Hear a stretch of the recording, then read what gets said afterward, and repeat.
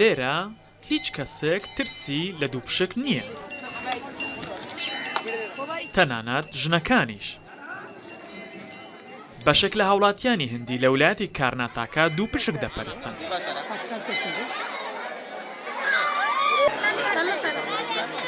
ئەم دووپشکانە ژەهراوین، لەگەڵ هەر پێوەدانێک ئەگەری هەیە مرۆڤ بکوژێت.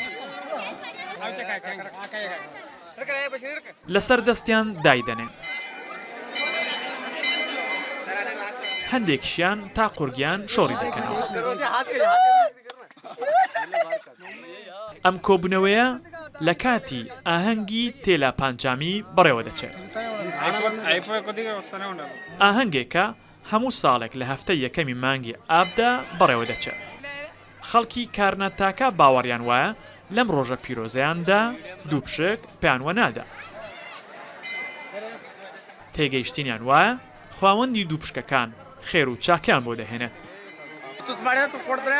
تیمێکی پزیشکی لەوێ ئامادەن تاوەکو لە هەر پێوەدانێک فریای کەسەکە بکەون. ئەم ساڵ خەڵکێکی زۆر بەشدارن. 2 ساڵ بوو بەهۆی کۆرۆناوە ئاهەنگەکە بەڕێوە نەدەچوو. ڕێکار عەزیز ڕووداو